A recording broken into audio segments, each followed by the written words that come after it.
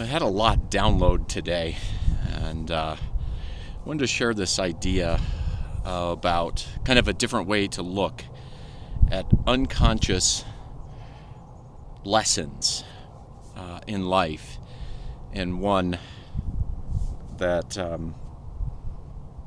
look at that seems pretty egregious with what's happening in our world.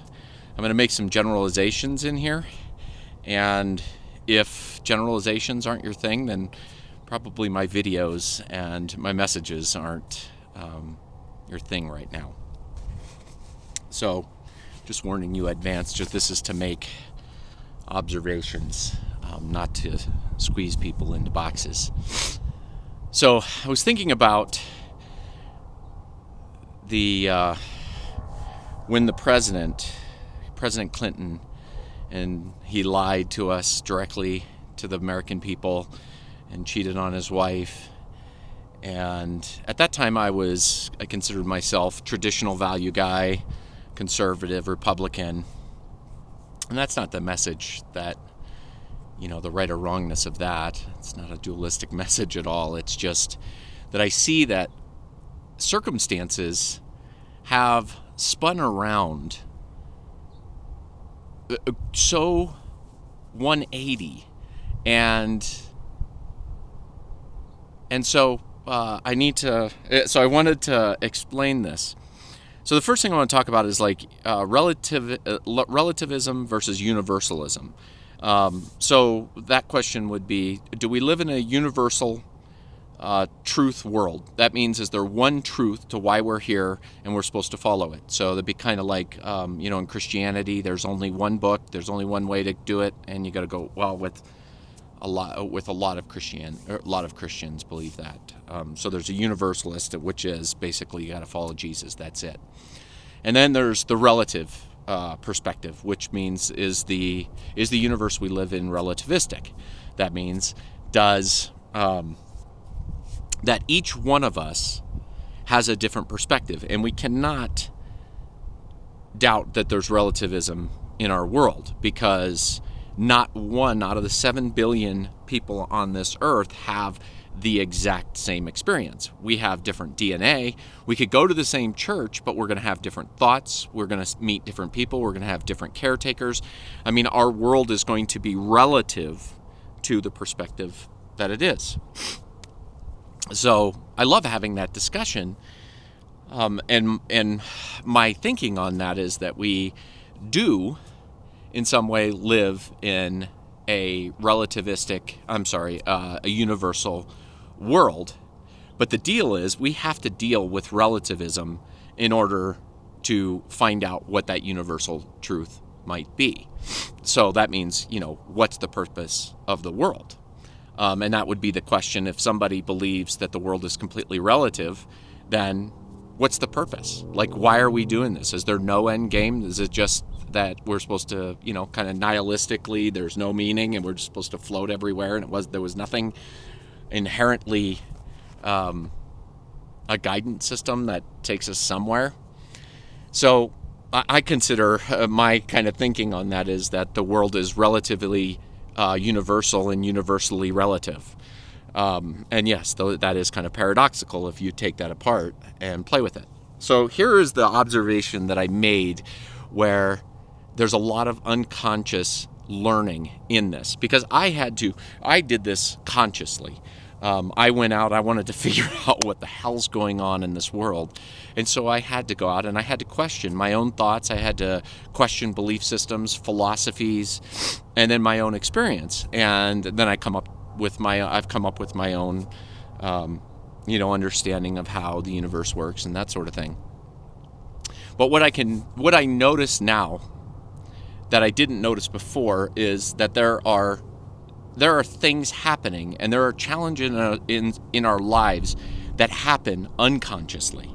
While we can make them conscious, and that's what Everything Beyond Me is about, is trying to make as much of what's happening in this world conscious to us, and then dealing with that. So here's the observation that I made about my perspective. So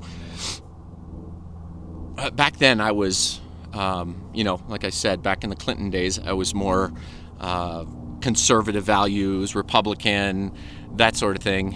And now I don't like to put myself on any kind of political spectrum, but people, if they sat down with me, would probably consider me much more liberal and progressive than traditional value, conservative, that sort of thing. And so I wanted to so my experience of these two aspects is conservative traditional values to me is much more of living under the idea that there's a universal truth and that you know what that universal truth is. You're not supposed to be gay.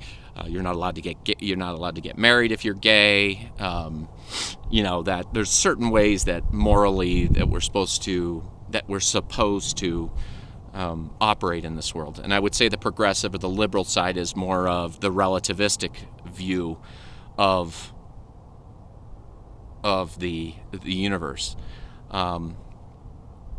Much more, free floating and more into the relativistic aspect of it. And that could be a whole seminar about that. But what I found is that you need both. So if you're stuck in this rigid traditional values thing, you have to lie to yourself if you believe that there's one truth. You have to lie to yourself because not everybody thinks like you.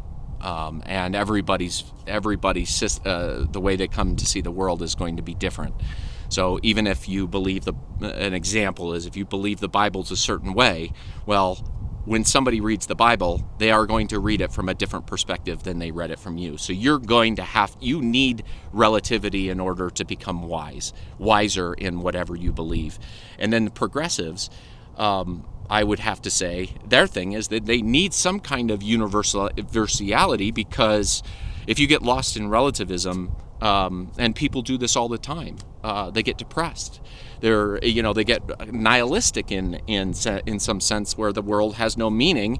And if the world has no meaning, then why, if you're suffering, why suffer? So just know that there's these two things going on. So here's the observation that I've made that is quite interesting that I see. So back in the day, you think about that controversy with Clinton, and I just remember being a values guy, a traditional values guy. I was incensed that the leader of the free world would lie to us and then cheat on his wife, which was just unbelievable to me, and the outrage. But it was so interesting to me as I started to become more liberal in my thinking, I started to notice that how easily liberals just washed away that sin. They would just, just one example was Bill Maher. He's just like, this is just over a blowjob. And that just that makes me sick to my stomach, that, even as a more of a liberal person, it was fascinating to me how easily you could just take, this moral collapse by a person and minimize it down to nothing. But you can do that with relativism. That's one thing that relativism is good at, is just minimize everything. And so what's interesting to me is that we have flip-flopped now. Now, the traditional values people, the people that are not all the people that support Trump, because I don't want to generalize. I want to make the generalization to people who are more of in the mindset of traditional values and morals. And that type of voter that supports this man.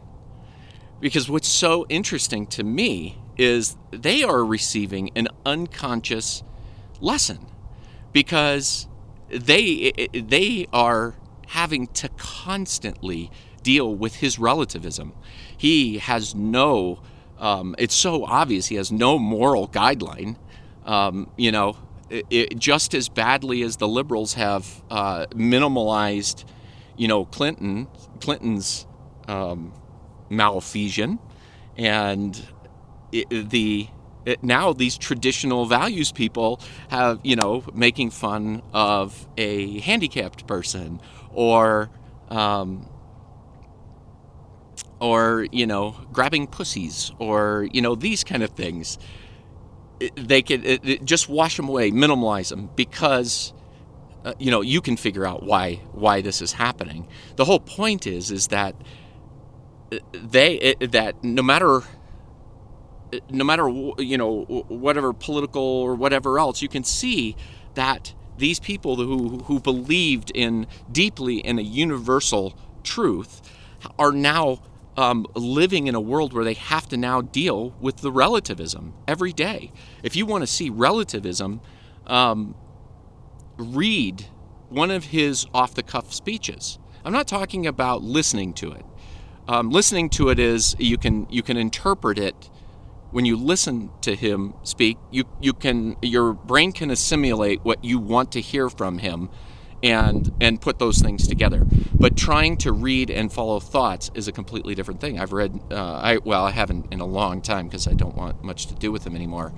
But if you read his stuff, he's all over the place. It's completely relativistic. He is just flying wildly about with no absolute path towards any kind of universal truth whatsoever.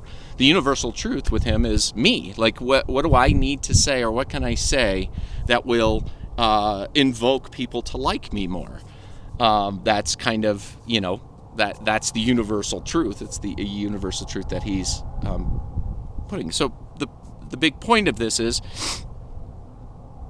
that there are going to be lessons in this world and in this universe, and we can come about them consciously, or we can come about them unconsciously. And there's a lot of people you can just watch now that are unconsciously getting that lesson of relativism. And on the other side, let's look at the other side of what's happening with the liberals or the progressives on this side, is that now if you see the memes and their angst, is that they are screaming universality. Like, you're not supposed to make fun of handicapped people. You're not supposed to say disparaging things about women, like jumping on these moral, the moral path.